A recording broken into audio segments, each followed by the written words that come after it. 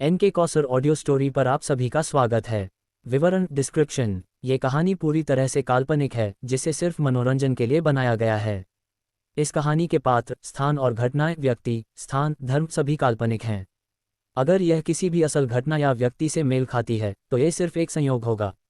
अगर आपको ये कहानी अच्छी लगे तो प्लीज़ इसे लाइक करें, अपने दोस्तों के साथ शेयर करें और चैनल को सब्सक्राइब करना न भूलें। कहानी कैसी लगी कमेंट करके ज़रूर बताएं। कहानी अब तक। पिछले अध्यायों में हमने दो अलग अलग दुनिया देखी। एक और, रूस में ईशा ने अपनी मां की ममता को चुनते हुए अपने बच्चे को जन्म देने का साहसी फैसला किया, जिससे उसके परिवार सूर्य जी, देवयानी जी और विवांत में एक नई आशा जगी। वहीं दूसरी ओर, लंदन में दिव्यांश सिंह ओबरॉय की क्रूरता चरम पर थी। उसने डील के नाम पर आयलूना की बेरहमी से हत्या कर दी और अपने असिस्टेंट हवास को किसी भी कीमत पर ईशा को ढूंढने का आदेश दिया।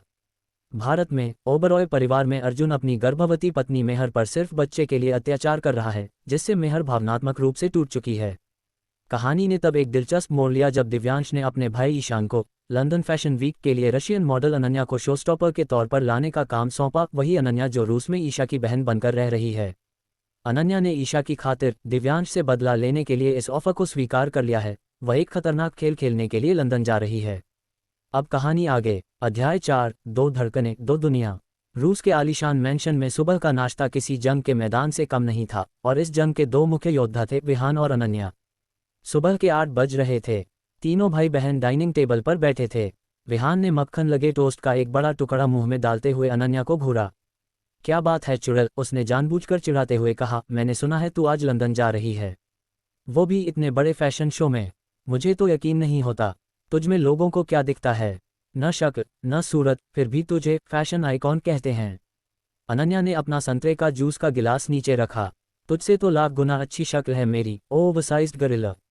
कम से कम मेरी शक्ल असली तो है, और लड़कियां तुझ पर नहीं, तेरे सूर्य नाम के टैग पर मरती हैं। शक्ल तो ऐसी है कि तू पास खड़ा हो जाए तो डर के मारे भूत भाग जाए। क्या कहा? विहान अपनी कुर्सी से लगभग खड़ा हो गया। तू मुझे गोरिल्ला बोलेगी? तू खुद को देख, जंगली बिल्ली। हाँ, तो तू भी कोई कम नहीं है, अनन्या ने चिल्लाया। और अगर मैं चुड़ैल हूं तो तू उस चुड़ैल का भाई हुआ। अब खुद ही हिसाब लगा ले कि तू क्या है। विहान का मुंह बन गया। इससे पहले कि वो कोई और जहरीला जवाब देता, सीढ़ियों से ईशा की खिलखिलाकर हंसने की आवाज आई। बस करो तुम दोनों, ईशा ने टेबल पर बैठते हुए कहा। तुम दोनों की वजह से ही मेरा यहाँ दिल लगा रहता है, वरना। उसने अपनी बात अधूरी छोड़ दी। अनन्या और विहान एक पल के लिए शांत हो गए। सॉरी दी, अनन्या ने ईशा का हाथ पकड़ते हुए कहा, मैंने पहले शुरू नहीं किया था, इस कुत्ते ने ही किया था। अच्छा, मैं कुत्ता हूँ? विहान भड़क गया। तो तू क्या है, बंदरिया? बस इतना सुनना था कि अनन्या ने अपने पैर से चप्पल निकाली और विहान के पीछे दौड़ी। रुक कुत्ते, आज मैं तुझे बताती हूँ कि कौन बंदरिया है और कौन कुत्ता। पूरा हॉल उन दोनों की धमाचौकड़ी से गूंज उठा। विहान सोफे के पीछे छिपता हुआ चिल्ला रहा था और अनन्या उसे चप्पल से मारने की कोशिश कर रही थी। ये देखकर ईशा अपनी सारी उदासी भूलकर जी भरकर हंस रही थी। बस करो दोनों, ईशा ने हंसते हंसते कहा। हमें हॉस्पिटल के लिए देर हो जाएगी। ये सुनते ही अनन्या रुक गई। वह उस वक्त विहान के ऊपर बैठी हुई थी और उसके बाल नोच रही थी। आह, मेरी जुल्फें, मेरी जान। विहान दर्द से कराह उठा। छोड़ दे डायन, मेरे फैंस मुझे रशिया का जायन मलिक कहते हैं। तू मुझे अनिल कपूर बना देगी? अनन्या ने अपने हाथ झाड़ते हुए विहान के ऊपर से उठी और वापस टेबल पर बैठ गई। विहान अपने बालों को सहलाते हुए उठा। इस चुड़ैल की वजह से मेरे अनमोल बाल टूट गए। इसे तो मैं बाद में देखूंगा, अनन्या ने उसे घूरकर कहा। अब बकवास हो गई हो तो चुपचाप नाश्ता कर। दी को हॉस्पिटल ले जाना है। अस्पताल वेल और हेल्थ इंस्टीट्यूट, रूस। कुछ देर बाद वे तीनों वेल और हेल्थ इंस्टीट्यूट के प्राइवेट विंग में थे। उनके आगे पीछे बॉडीगार्ड्स का एक पूरा काफिला था। जैसे ही ईशा हॉस्पिटल के गायनेकोलॉजी डिपार्टमेंट में दाखिल हुई, उसका दिल जोर जोर से धड़कने लगा। ये डर नहीं था, यह एक अजीब सी घबराहट थी, पहली बार अपने वजूद के एक हिस्से से मिलने की घबराहट। अनन्या ने उसका हाथ कसकर पकड़ लिया। दी, रिलैक्स, सब अच्छा होगा। विहान दोनों के पास पकड़कर बाहर सोफे पर बैठ गया, मुंह बनाते हुए। ग्रेट, दुनिया का सबसे हैंडसम आदमी आज आंटियों का क्लच संभाल रहा है। क्या दिन आ गए हैं। अंदर एक रशियन डॉक्टर निकोलाई ने मुस्कुराते हुए ईशा का स्वागत किया। गुड मॉर्निंग मिस ईशा, उन्होंने कहा। आज हम आपका पहला अल्ट्रासाउंड करेंगे, ठीक है? ईशा ने धीरे से सिर हिलाया। डॉक्टर ने अल्ट्रासाउंड मशीन तैयार की और कमरे में हल्की सी बीप की आवाज़ें गूंजने लगीं। ईशा ने अपनी सांस रोक ली और बेचैनी से स्क्रीन की तरफ देखा। डॉक्टर निकोलाई कुछ देर तक स्क्रीन पर ध्यान से देखते रहे, उनके चेहरे पर कोई भाव नहीं था। अनन्या की बेचैनी बढ़ती जा रही थी। सब ठीक है ना डॉक्टर? अनन्या ने पूछा। डॉक्टर निकोलाई ने अनन्या की तरफ देखा और मुस्कुरा दिए। मिस ईशा, आप बहुत लकी हैं। मतलब? ईशा ने पूछा। मतलब? डॉक्टर ने स्क्रीन को उनकी तरफ घुमाते हुए कहा, यहाँ एक नहीं, दो दिल धड़क रहे हैं। कॉन्ग्रेचुलेशंस, आपको ट्विंस जुड़वा होने वाले हैं। अनन्या का मुंह खुला का खुला रह गया। क्या सच में? दो? वह अपनी कुर्सी से उछल पड़ी। ओह माय गॉड दीदी, दो गोलू मोलू। ईशा चकित होकर स्क्रीन को देख रही थी। ट्विंस? डॉक्टर ने मुस्कुराते हुए मशीन की आवाज़ बढ़ाई। धक धक धक धक, एक नहीं बल्कि दो धड़कनों की एक साथ तेज और मजबूत लयबद्ध धुन कमरे में गूंज उठी। ये सुनते ही ईशा की आंखों से आंसू बह निकले। ये खुशी, हैरानी और एक गहरे सुकून के आंसू थे। उसने अपनी आंखों को बंद कर लिया। यह उसकी जिंदगी का सबसे खूबसूरत संगीत था।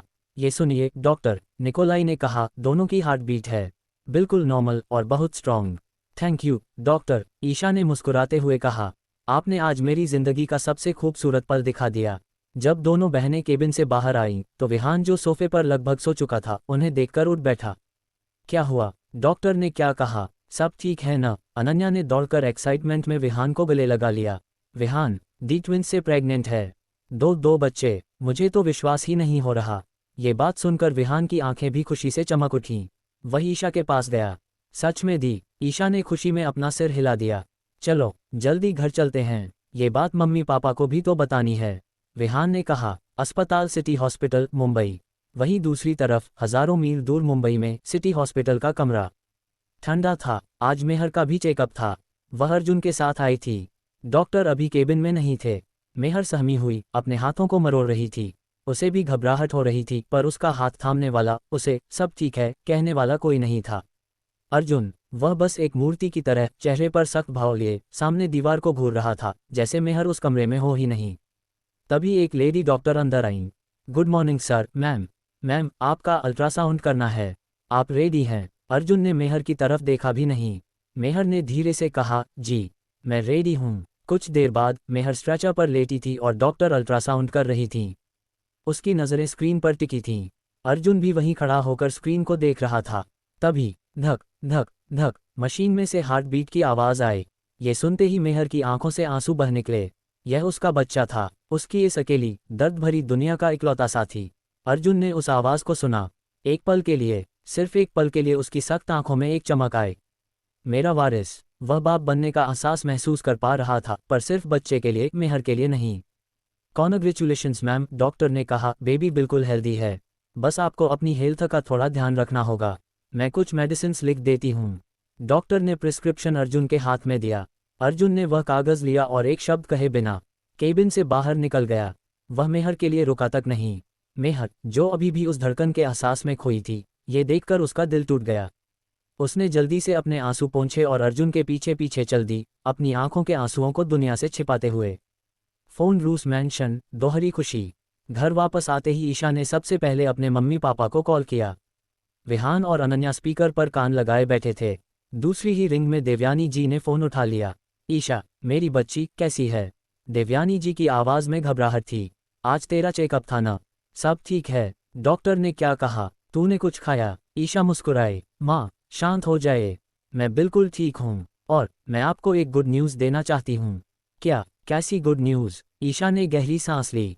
माँ, आप नेन बनने वाली हैं, वो भी 2 बच्चों की।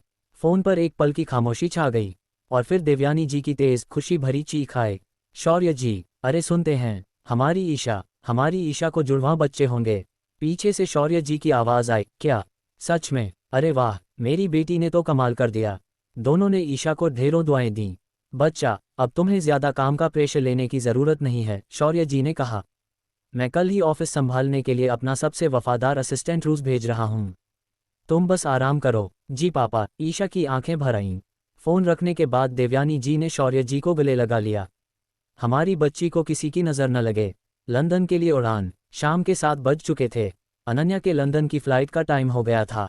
दी, अपना और अपने गोलू मोलू का ख्याल रखना, अनन्या ने ईशा को गले लगाते हुए कहा।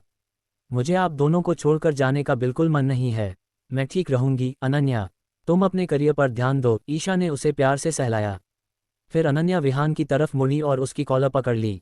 सुनो भूतनाथ, अनन्या ने धमकी भरे अंदाज में कहा, अगर मेरी दी को जरा सी भी तकलीफ हुई या वो एक पल के लिए भी अकेली पड़ी तो याद रखना, लंदन से वापस आकर मैं तेरे यही बाल नोचकर तुझे अनुपम खेर बना दूंगी, समझा?